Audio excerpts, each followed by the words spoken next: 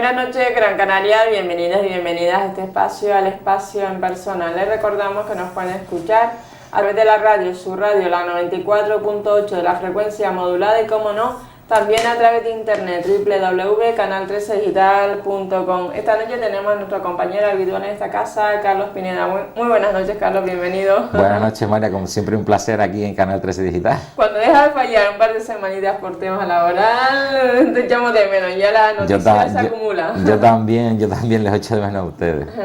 Como saben, Carlos viene del municipio de Mogán, cada semana a Las Palmeras en Canarias, y es un compañero habitual en esta casa que llevamos ya aproximadamente 75-76 programas, según me comenta el compañero Luis. Carlos, empezamos con noticia internacional, en este caso con Angela Merkel.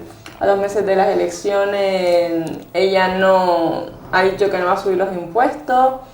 ¿Cómo ves a Angela Merkel de cara a su próxima reelección? Bueno, la verdad es que el análisis que podemos hacer sobre las elecciones en Alemania pero que muy importantes, no solamente para los alemanes, sino para el resto de los europeos, incluidos nosotros los españoles, pues básicamente es que en un principio hemos visto como Angela Merkel, el partido que representa a Angela Merkel, bueno, pues se ha ido llevando varapalos importantes electorales en cada uno de los Länder, ¿no? Cuando nosotros hablamos de los Länder en Alemania es como decir un poco las regiones o las comunidades autónomas, ¿no? Alemania es un estado federal donde cada región o Länder, bueno, pues tiene su gobierno que después está representado en el Bundestag, ¿no? O el donde están todos los diputados del resto de Alemania. Bueno, pues en este caso hemos visto como en sitios muy de tradición del partido de Angela Merkel, bueno, pues se han llevado varapalos importantes, ¿no? También hemos visto, ¿no? Bueno, pues como Angela Merkel, su política ya no tanto este año, pero en el año pasado, donde fue a lo mejor un poco más dura, esas alianzas tan grandes con Sarkozy, ¿no? Bueno, pues prácticamente yo creo que le costaron un poco, incluido las elecciones al propio Sarkozy, ¿no? La verdad es que, bueno, según las encuestas, bueno, pues en un principio parece ser que Angela Merkel va a vencer, pero también hay que decir que hay una fuerte contestación por parte de otros partidos, ¿no? En Alemania, ¿no? Hay que recordar que el presidente del Parlamento Europeo es también, creo que es el máximo dirigente del partido que es contrario al de Angela Merkel en Alemania, que también ha tenido una fuerte oposición, ¿no? Las espadas están en alto, pero la realidad es que la economía alemana también se ha estancado mucho por el tema de las políticas de austeridad en algunos casos, y en otros casos, bueno, pues porque no han sabido anticiparse a algunas cosas, ¿no? Alemania es dentro de Europa, cuando hablamos de Alemania, estamos hablando de la locomotora industrial, ¿no? Alemania tiene un Producto Interior Bruto el más importante de Europa, el más importante de la zona euro. Es un país que, cuando nosotros hablamos de Europa rescata, Europa ayuda, son los que más aportan, ¿no? Por eso también son los que más a lo mejor deciden o ponen hincapié, que también tienen su derecho. Y bueno, las cosas están complicadas y difíciles. Yo sinceramente no creo que Angela Merkel saque una victoria, por lo que estamos viendo ahora, no saca una victoria abrumadora ni que gane, y probablemente tendrá dificultades para gobernar en solitario, ¿no? También hay que recordar que en Alemania, bueno, pues en estos momentos tampoco está en sus mejores momentos, ¿no? Y los alemanes yo particularmente conozco la idiosincrasia y la filosofía un poco de los alemanes, bueno, pues son muy especiales en algunas cosas, ¿no? Y cuando una cosa no le cuadra bien, no se las intentes explicar de otra manera, porque ellos van a ir por el camino fácil y puede llevarse un varapalo electoral, como se lo ha llevado hasta estos momentos, ¿no? También hay que decir que en Europa, ya hablando desde un punto de vista más europeo, desde Europa todo el mundo está esperando estas elecciones en Alemania para que ya de una vez por todas, bueno, pues empiecen a realizar políticas de crecimiento, políticas de expansión, ¿no? Las políticas de abrir la mano, que circule más el crédito, que sobre todo circule más el dinero, que haya más inversión pública. ¿Pero ha ido a Europa? Yo sinceramente sí creo que ha ido a Europa, ¿no? En estos momentos, aunque nosotros no hablemos siempre hemos hablado de la Europa a las 2 velocidades. Bueno, la realidad es esa, ¿no? Vemos lo que está pasando, por ejemplo, en Alemania, no es que las cosas estén bollando, pero también estamos viendo lo que está pasando en Portugal y en Grecia, ¿no? Bueno, pues en Europa la semana pasada el presidente del gobierno pues ya avanzó algo, ¿no? Europa tiene que también despertarse y tiene que empezar a espabilarse en algunos aspectos, sobre todo económicos, y es cierto que las políticas de austeridad, cuando nosotros hablamos de las políticas de austeridad, no son solamente las políticas de los recortes, las políticas de austeridad tienen que ser así siempre, según bajo mi punto de vista. Lo que nosotros no podemos es tener una serie de presupuestos y unos compromisos, ¿no?, y disparar después nuestros presupuestos con unos déficits superiores al 9 o al 8 o al 10%. Eso es total y absolutamente inaceptable. Lo que sí es cierto es que cuando tú realizas tus presupuestos o tú realizas tus políticas de expansión económica, bueno, pues a ti te interesa, pues sobre todo en algunos aspectos, básicamente, bueno, pues que circule más dinero. ¿Y cómo se hace? Bueno, pues realizando obra pública o inversión pública en aspectos fundamentales para desarrollar mejor nuestra economía y hacernos más competitivos. Esto pasa por aquí. Nosotros estamos viendo el ejemplo de España, ¿no? En este trimestre, en el segundo trimestre, la economía ha bajado solamente una décima. Ha bajado, ¿no? Estamos cerca del crecimiento cero, ¿no? Bueno, pero es que en el trimestre anterior estábamos por debajo de un 5%. Nuestra tasa de paro está mantenida en unos límites que en otros países sería total y absolutamente insoportable. Bueno, pues nosotros somos capaces de soportarlo, ¿no? Y vemos, ¿no? Y vemos que en algunas cosas, como es incluso nuestra balanza comercial, está creciendo y de manera asindótica. Bueno, pues son indicadores muy importantes. ¿Qué es nuestra balanza comercial? Es la diferencia entre lo que compramos y vendemos, ¿no? Y es verdad que han disminuido nuestras compras al exterior, pero es que también han crecido muchísimo más nuestras ventas. Eso quiere decir que somos un país competitivo y eso quiere decir que los pequeños y medianos empresarios españoles, bueno, pues están realizando políticas, están viendo que en España no se reactiva el consumo, básicamente porque no hay porque tenemos muchísima gente en paro y porque después tampoco puede haber inversión pública para generar esto que se dice el empleo público o de una manera, bueno, pues nuestro consumo está frenado. También es cierto que tenemos un problema con el crédito, pero estamos viendo cómo estos empresarios están haciendo una auténtica verdadero sacrificio y se han ido al exterior a buscar oportunidades y las están consiguiendo. Yo creo que esto habla mucho de nuestra economía y el futuro de nuestra economía pasa por ahí. Lo que sí está claro es que nuestra economía ya no va a producir al año 1 millón de viviendas, ¿no?, que era lo que pasaba antes, ¿no? Ahora sí tenemos una economía real y lo que tenemos que hacer es, bueno, pues seguir caminando en este sentido. Por lo tanto, y para no desviarnos demasiado del tema, pues Angela Merkel va a tener que trabajar va a tener que explicar muchas cosas, ¿no? Pero también tenemos que tener en cuenta que después de las elecciones en Alemania, bueno, pues yo creo que en Europa van a cambiar algunas visiones estratégicas de política, ¿no? Hablamos de políticas para el empleo de las personas jóvenes, hablamos de la política de inversión, hablamos de las políticas del control directo de la banca, una política bancaria común, ¿no?, que realmente son decisiones complicadas y difíciles que van a partir seguramente en los próximos 2 años en Europa. Van a cambiar muchas cosas, ¿no? Nos van a hacer más fuertes, más sólidos, más competitivos, porque si no, no vamos a ir a ninguna parte. Esto es ¿Y qué opina, Carlos, del tema de Galicia, la Comunidad Autónoma de Galicia, con el tema de la construcción naval y que Europa le exige una devolución de unas subvenciones? ¿Cómo afecta al sector y sobre todo que el señor Almunia ha tenido que ir ahí y le han lavado un poco la cara en ese aspecto, ¿no? Como que no ha defendido los intereses de Galicia y de España. Bueno, para ser sincero, Almunia es cierto que es un dirigente muy relevante del Partido Socialista. Es cierto que incluso podemos recordar que fue candidato, ¿no? Creo que sacó los peores resultados de la historia del Partido Socialista hasta esta última vez que fueron superados por Rubalcaba, ¿no? Pero también es cierto que esto es una decisión colegiada no solo de Almunia, ¿no?, sino de la Comisión Europea. Y para que nos entendamos un poco y a lo mejor por defecto profesional, yo soy ingeniero técnico naval, ¿no?, en estructuras marinas y en máquinas marinas, sé perfectamente lo que es la construcción naval y lo que significa, ¿no? Cuando nosotros hablamos de la construcción naval, esto no es una actividad económica cualquiera, ¿no? No es una actividad económica que tú dices, mire, vamos a montar un astillero y ya está, ¿no? Esto es una cosa de tradición también, ¿no? Cuando tú cierras un astillero, bueno, pues hay familias que tradicionalmente todos sus miembros han trabajado en ese astillero, ¿no? Cuando tú cierras un astillero, bueno, pues después no puedes decir, vamos a abrir un astillero, ¿no? Porque hay muchísimas áreas y departamentos muy complicados que son difíciles de llevar a cabo. Además, construir un barco no solamente es una cosa técnica, sino también es un poco un arte, ¿no?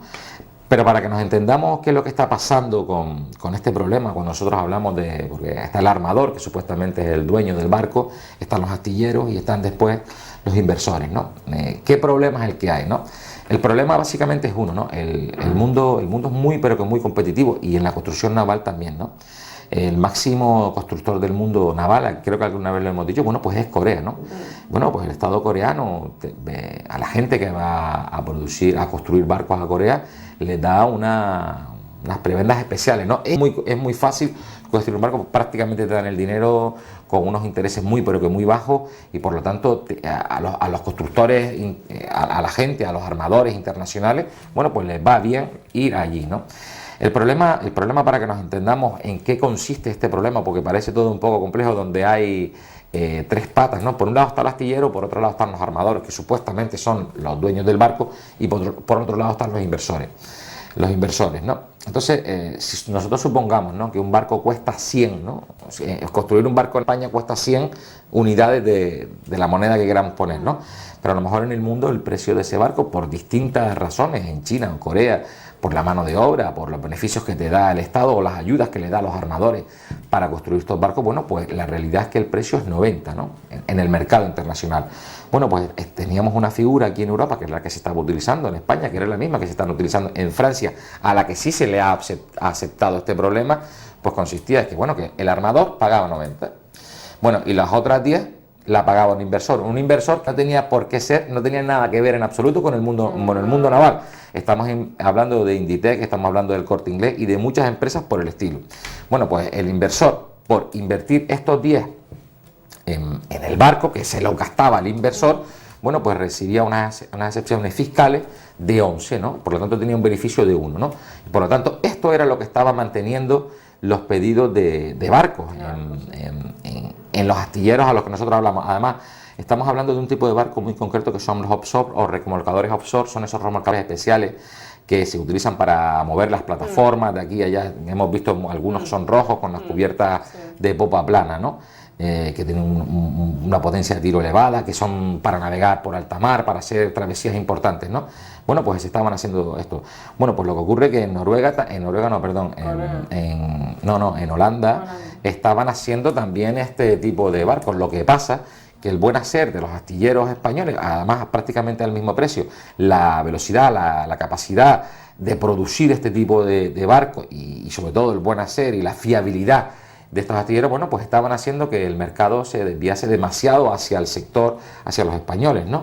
Pues entonces, claro, los holandeses pusieron una serie de denuncias dentro de la propia Comisión Europea, diciendo que, oiga, mire, que esto a nosotros nos parece mal porque están subvencionando estos barcos, ¿no?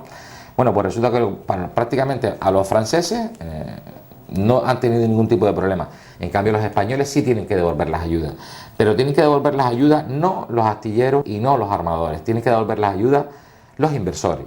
Entonces, claro, unos inversores que han invertido en esto, que el beneficio que han sacado tampoco es tanto, ahora le están diciendo, no, es que usted va a perder todo este beneficio que ha tenido usted y además tiene que pagar más. Bueno, pues lo más probable es que los inversores que apostaban, que ponían esa décima parte para que ese barco pudiera funcionar, porque después obtenían unas exenciones fiscales, pues resulta de que claro que no lo van a hacer, ¿no? Y por lo tanto los que se van a llevar los contratos de los próximos remolcadores offshore o cualquier otro tipo de pedido no van a ser los astilleros españoles, no van a ser los astilleros holandeses y si no van a ser los astilleros coreanos, ¿no? Esto es una cosa real y es lo que está ocurriendo, ¿no?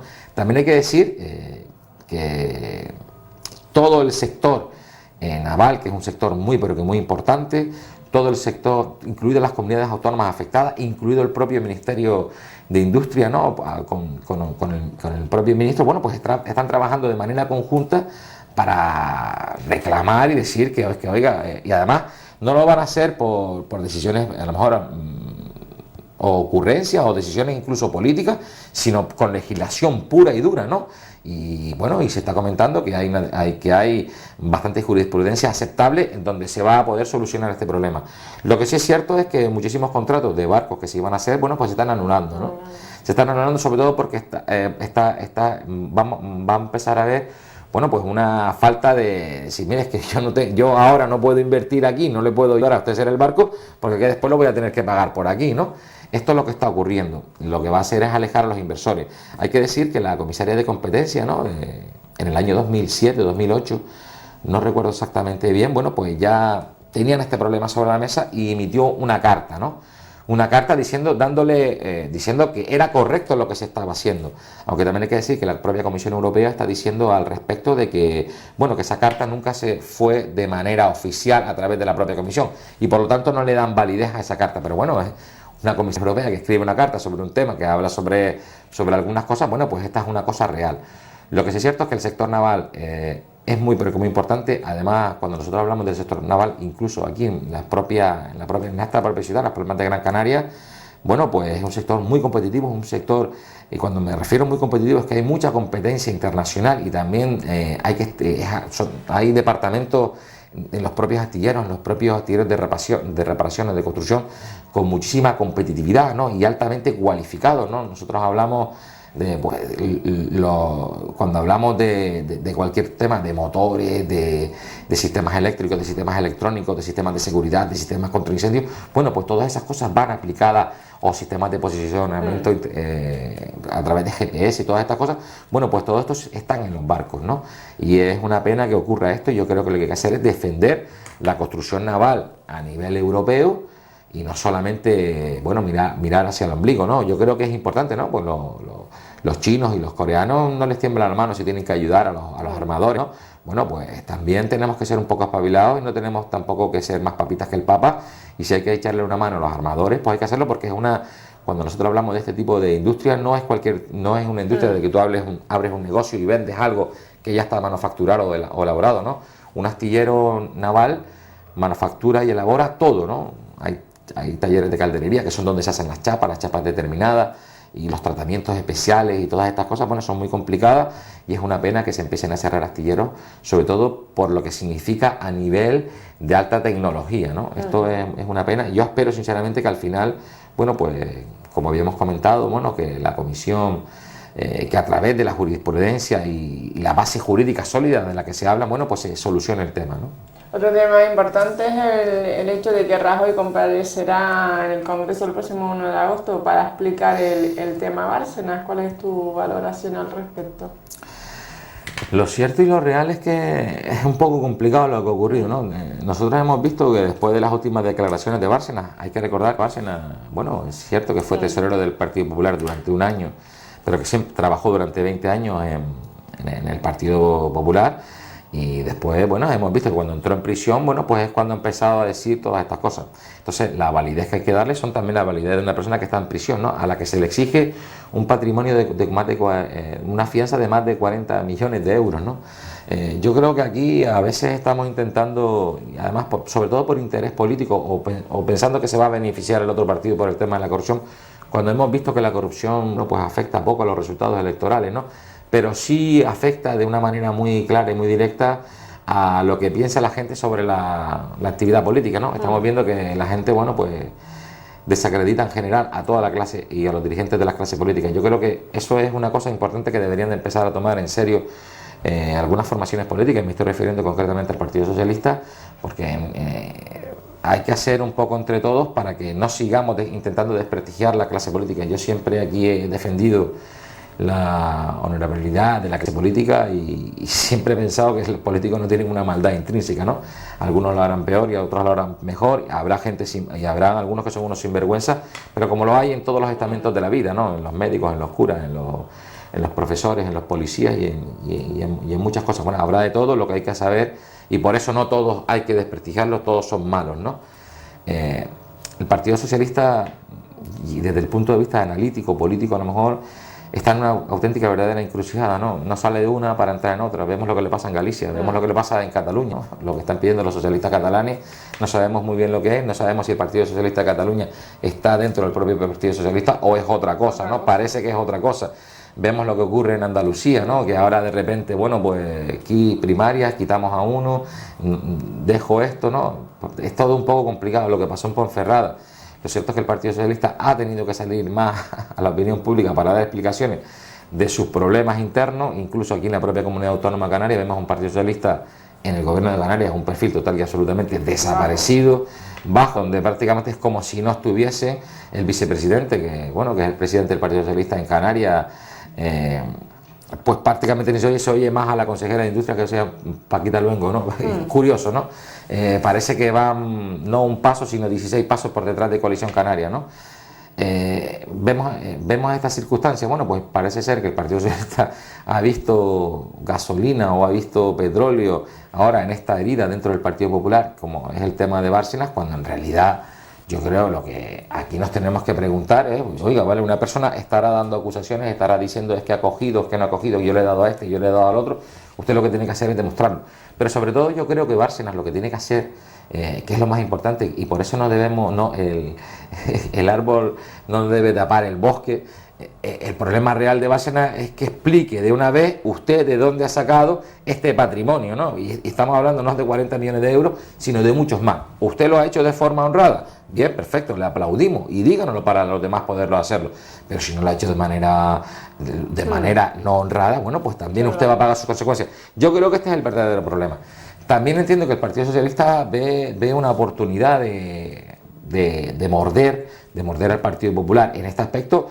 Y bueno, y creo que ha disparado demasiado alto, ¿no? ¿Ya está debilitado el Partido Popular? Yo sinceramente creo que no. Porque lo estamos viendo. Vemos cómo el Partido Socialista ha intentado poner sobre la mesa, y además lo ha puesto, ¿no?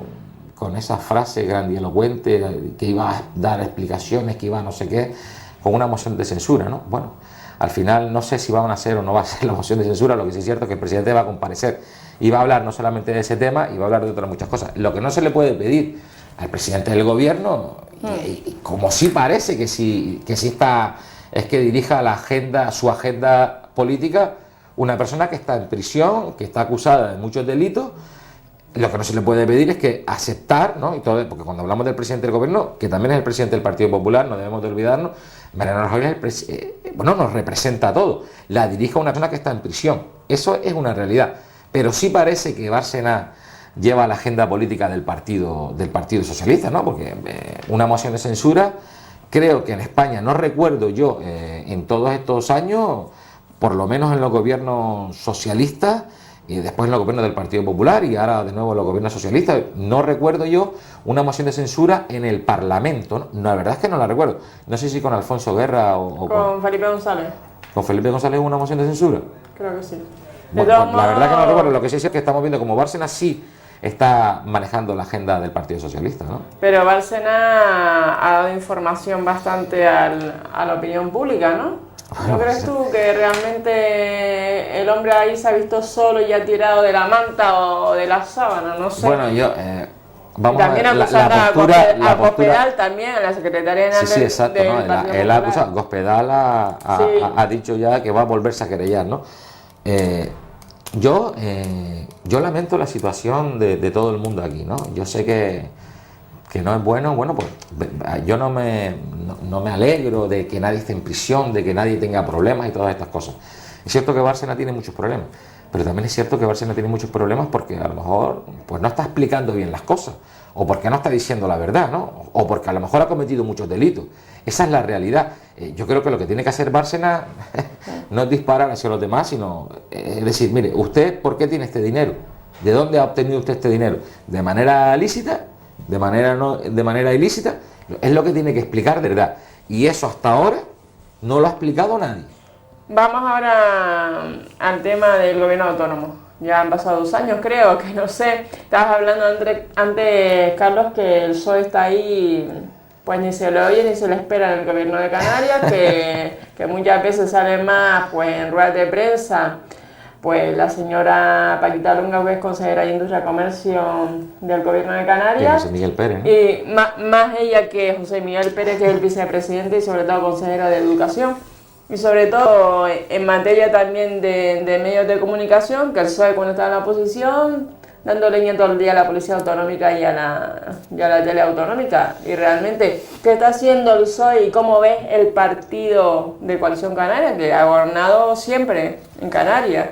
Y sin mayoría absoluta. El liderazgo, si estás refiriendo al liderazgo de Paulino. De Paulino en relación a otras islas, porque claro, La Palma está revolucionada, El Hierro también, La Gomera, pues Lanzarote, ¿no? Lanzarote, Fuerteventura y Gran Canaria, porque realmente Coalición Canaria prácticamente está Coalición casi Canaria, desaparecida. Yo sinceramente creo que Coalición Canaria en Gran Canaria tuvo unos resultados excepcionales, lo que después le pasó lo que le pasó, ¿no? Solamente tenía el reducto ahí en Santa María de Guía, que estaba ganando Coalición sí, Canaria. Pero me refiero que sacaron más de 35.000 votos al Parlamento, más de 35.000 votos al Cabildo. Bueno, ellos probablemente muchos más votos que en otras islas, ¿no? Lo que pasa por el sistema electoral canario, bueno, tan particular y singular. Pero que saben siempre las mismas caras en Coalición Canaria, veo a Barragán, a Paulino, a quién más, a Antonio Castro Cordobés, que es un señor que ha estado como 35 años en política, o sea, él y muchos más, y realmente necesitan caras nuevas de Coalición Canaria. Nosotros siempre analizando un poco la fortaleza del partido de Coalición Canaria como partido sólido, no lo es, no podemos analizar Coalición Canaria, tiene distintas caras en las distintas islas, ¿no? No tienen un propósito colectivo para el archipiélago, absolutamente, eso te lo puedo garantizar, ¿no? En Lanzarote piensan una cosa, en La Palma piensan otra cosa, y los de Lanzarote quieren las cosas para ellos y los de La Palma para ellos y tal. No tienen una visión, global de la comunidad autónoma canaria, no la tienen, y eso lo han demostrado en muchísimas ocasiones. En el último congreso de Coalición Canaria, bueno, pues Paulino Rivero ganó por los pelos, ¿no? Hay que recordarlo, ¿no? Además ganó sobre todo porque aquí en Gran Canaria, quiero recordar, ante los comisarios, la gente que estaba acreditada para poder votar, aquí hubo un cambio, se cambiaron no sé cuántas personas en la lista, hubo una, e incluso se produjo que aquí en Gran Canaria hubo una decisión importante de las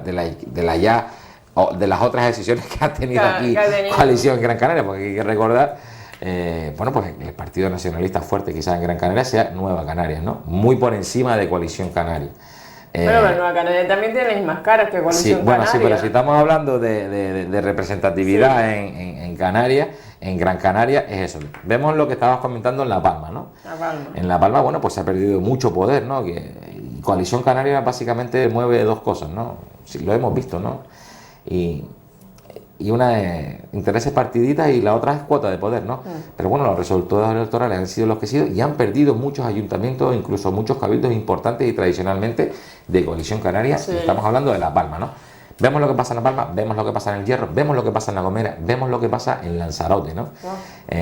Bueno, pues Coalición Canaria se puede decir, y después si analizamos las dos grandes islas en Gran Canaria, bueno, pues el Partido Popular está muy por encima de Coalición Canaria, y en Tenerife pues están casi a la par, ¿no? El feudo importante de Coalición Canaria, que era Tenerife, bueno, pues ya no lo es, ¿no? Ha perdido un número importantísimo de votos, ¿no? Creo que en El Hierro, no sé si es en El Hierro o en La Gomera, el propio Partido Popular, que no tenía ningún representante político, pues en la pasada legislatura, bueno, pues ahora tiene 21, ¿no? En distintos ayuntamientos, concejales y en muchos sitios, ¿no? Bueno, yo creo que esto es importante, que está cambiando algo. Probablemente a Coalición Canaria, por su manera de ser, su forma de funcionar, bueno, pues no le interese, ¿no? No le interese cambiar nada, ¿no? Incluso nosotros vimos en el propio discurso de investidura, ¿no?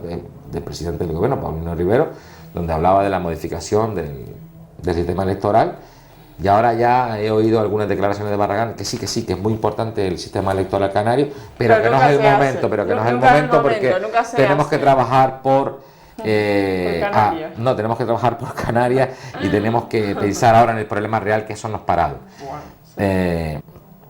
Tenemos que recordar que bueno, que en esta legislatura Canarias sigue perdiendo empleo, en esta legislatura seguimos teniendo problemas en muchísimas cosas, ¿no? Y cuando vemos que vienen ideas de fuera, ¿no? Por ejemplo, nosotros hemos hablado de las prospecciones petrolíferas. Bueno, es un negocio total y absolutamente legítimo, un negocio que puede dar beneficios importantes. Vemos como Coalición Canaria se pone en contra, vemos como Coalición Canaria se pone en contra de cualquier otra cosa, vemos como Coalición Canaria lo único que hace es decir que a Canarias se la maltrata, cuando es real. Cuando nosotros vemos en los recortes medios a nivel estatal han sido casi un 16%, bueno, pues a Canarias solamente ha sido un 5%, ¿no? Bueno, pues todas estas cosas nos hacen pensar. Ahora, por ejemplo, hemos visto como en el Parlamento Europeo se han conseguido con los POSECAN creo que se llama, más recursos para la pesca, por lo tanto para la pesca artesanal canaria. Bueno, parece que la Coalición Canaria se queda callada, no dice nada. Bueno, pues todas estas cosas que son buenas para Canarias, bueno, pues no las refleja el presidente. Y en materia de empleo, ¿cuáles han sido las prioridades del gobierno de Canarias entonces? Porque en materia de empleo, dime tú, desempleados que aquí hay en Las Palmas de Gran Canaria, ni te cuento. Y muchísimas familias que ya han dejado de cobrar cualquier tipo de prestación. Es cierto, ¿no? Lo que tú estás diciendo es total, absolutamente cierto, ¿no? Pero yo creo que ese es un problema grave de Coalición Canaria de siempre, ¿no? Yo creo que, y además siempre lo digo, ¿no? Y aprovecho las cámaras de Canal 13 Digital, que se nos ve prácticamente en toda Gran Canaria para decirlo, que bueno, que lo que hay que hacer es siempre lo mismo, ¿no? Hoy estamos en una sociedad de la información y por lo tanto tenemos que estar bien informados, ¿no? Es una obligación nuestra, tenemos que estar bien informados. Y cuando vamos a votar, tenemos que ser muy exigentes, ¿no? Y tenemos que analizar y valorar todas estas cosas. Coalición Canaria está siendo perjudicial para Canarias, lo mismo que te lo está haciendo el Partido Socialista, ¿no? También es cierto, como decías tú, bueno, que el Partido Socialista es un partido que parece que da la sensación que está ahí por estar ahí y que acepta todo lo que venga por parte del partido de Coalición Canaria. Bueno, pues parece un poco extraño. Está en un letargo, ¿no? Da Exacto, la impresión, ¿no? De que está hibernando. Los que nos dedicamos un poco a esto, a seguir la prensa, ¿no? A mí, pues, bueno, la política, pues una cosa que me apasiona, pues si analizamos un poco, o no nos acordamos aquí ya del Plan Canarias, ¿no? Plan Canarias. Iban a venir 25.000 millones, no sé, lo iban a traer los socialistas de la mano de Coalición Canaria. ¿No nos acordamos ya del Mar de Canarias? Bueno, pues no lo sé, no nos acordábamos del pleno empleo de Coalición Canaria. O cuando dicen, no, trabajo para los canarios, pero vamos a ver, estamos en una Claro, Europa. que cuando nosotros hablamos de que queremos ser una sociedad solidaria, en Canarias, a través de las políticas de solidaridad, recibimos muchísimos recursos y por lo tanto no podemos no ser solidarios nosotros, ¿no? Claro, y sobre todo lo que es bastante llamativo, que nunca quieren modificar el sistema electoral canario, ¿o no? Es como, ahora no toca, después mañana tampoco toca. ¿Cuándo va a tocar este tema tan injusto, Carlos? Es que, para que nosotros nos entendamos un poco, ¿no? Ya muchas veces hemos hablado de lo que significa y cómo funciona el sistema electoral canario, ¿no? Pero como lo utiliza Coalición Canaria, de manera cínica y de manera total y absolutamente partidista, es especial. Te iba a explicar por qué, ¿no?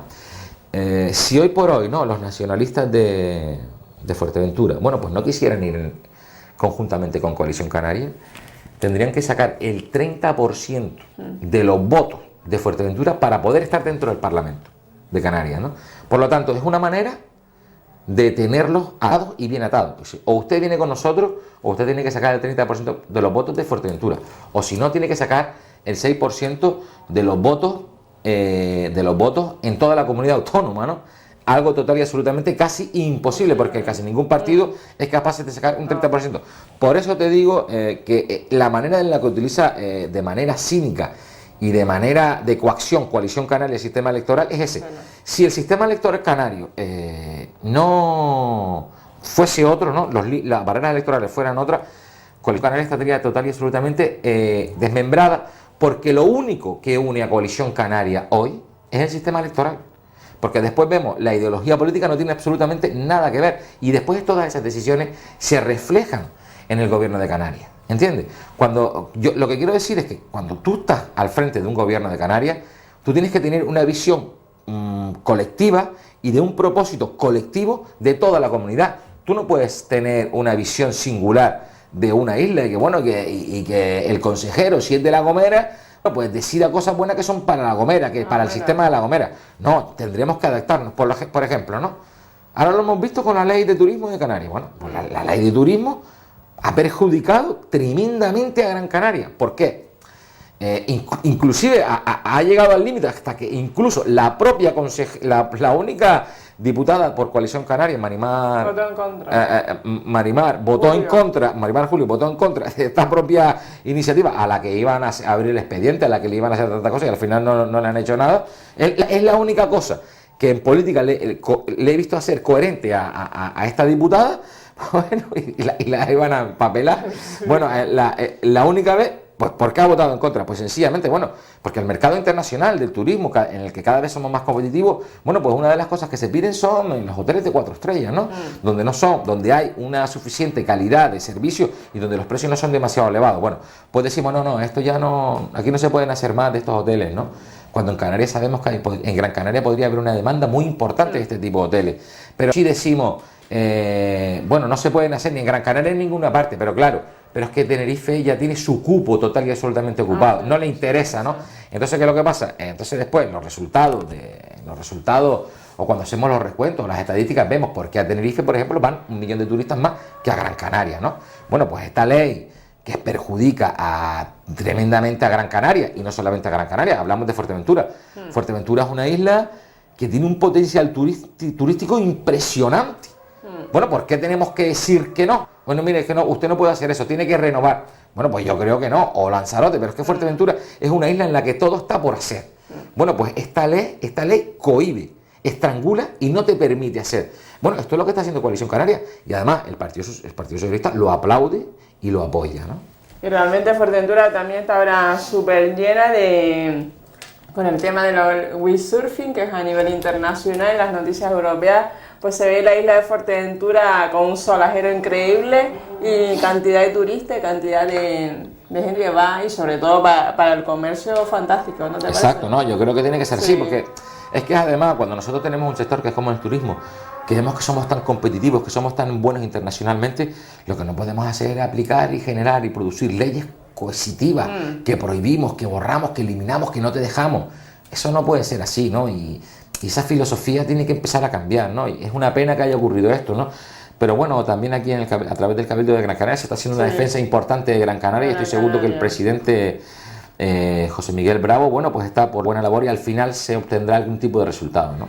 Carlos, como sabemos que viene de Mogán, donde nunca falta el sol ni el pescado, ¿cómo ha ido la festividad del Carmen en Arguineguín? Bueno, sobre pues, todo una fiesta marinera, donde hay mucha implicación de los vecinos. Lo cierto, Marian, es que yo creo que la fiesta ha sido un total y absoluto éxito, ¿no? Quiero felicitar a la Concejalía de Festejo, al concejal Michael, ¿no? Porque han hecho una buena labor. Tengo que decir que yo estuve presente en la romería, ¿no? Pues yo no estoy muy seguro si la romería de Teror lleva más gente que la romería de Arguineguín, porque era un auténtico y verdadero espectáculo ver la cantidad de rondallas, la cantidad de carretas que participaron en esa romería, que estuvieron ahí todo el día y hasta por la noche, con la ofrenda final en la iglesia. Yo creo que fue muy importante. Además, turísticamente es un turismo cultural, ¿no? Exacto, también. ¿No? Bueno, habrá de todo, hay gente que va a divertirse, pero allí tú puedes ver en la romería todo el mundo vestido, y además bien vestido de canario, ¿no? Yo creo que eso es importante, ¿no? Y que en un municipio como Mogán, bueno, que ese tipo de fiestas, de organizaciones, que se haga bien, es muy complicado y muy difícil. Bueno, pues y esto lo que hace es atraer a la gente, ¿no? También hay que decir que había muchísimos turistas mirando, bueno, pues mirando cómo era eso. Yo creo que es bueno, ¿no? Y también hay que decir que la procesión marítima, que fue el pasado domingo, fue también otro verdadero éxito, ¿no? La Virgen sale de la iglesia sobre las 11 de la mañana, la suben en un barco y hacen la procesión hasta Mogán, ¿no? Los barcos acompañados de todos los demás barcos pesqueros, muchísimos yates o particulares que también quieren acompañar a la Virgen, bueno, pues van hasta Mogán, desembarca la Virgen de Arguineguín, acercan a la Virgen del Carmen de Mogán a la otra Virgen y bueno, pues dan ese baile y después la vuelven a embarcar. Y ahora dentro de poco, bueno, ahora empezaban ya las fiestas de Mogán y se hace igual, la Virgen del Carmen de Mogán, bueno, pues va hasta Arguineguín, ¿no? Muy bien, y ya para finalizar, ¿cómo se está comportando el turismo en Mogán, por ejemplo? Bueno, más o menos bien, ¿no? No es que haya que tirar demasiado hacia arriba, pero tampoco nos podemos quejar. Yo creo que el turismo sigue siendo una realidad y es lo que nos mantiene, lo que nos sustenta y por lo tanto es algo que hay que cuidar. Pero gracias a Dios en Mogán, bueno, pues tenemos gente altamente cualificada y preparada, bueno, que están trabajando para eso, ¿no? Pues nada, pues muchísimas gracias, Carlos Pineda, acompañado a esta casa y hasta la próxima entrevista, hasta la próxima visita. Gracias a ti, Marian, invitar desde aquí, aprovechar esta oportunidad para decirle a todos los televidentes de Canal 13 Digital que los fines de semana o sus vacaciones, bueno, pues decidan utilizar el municipio de Mogán porque se los van a pasar, los que han ido, los que han estado, saben lo que es y los que no han estado, los que no han estado allí para las vacaciones, van a ver lo que es de verdad, que aprovechen, que hay muchos locales, muchos restaurantes de calidad donde se puede comer pescado fresco, pescado de la zona, aguacate, los mangos, las papayas, hay cosas, muchas cosas que ver y sobre todo mucha tranquilidad. Y otra cosa que garantizamos es, bueno, pues un clima fantástico, ¿no? No solamente un sol, sino unas temperaturas adecuadas, no hay demasiado viento, siempre esa es una realidad. Por lo tanto, aprovechar que se acerquen al municipio de Mogán. Pues nada, muchísimas gracias, Carlos Pineda. Bueno, pues si acuden a Mogán, pues disfruten de la temperatura y sobre todo de la rica gastronomía. Que tengan una feliz noche. Muy buenas noches, Gran Canaria.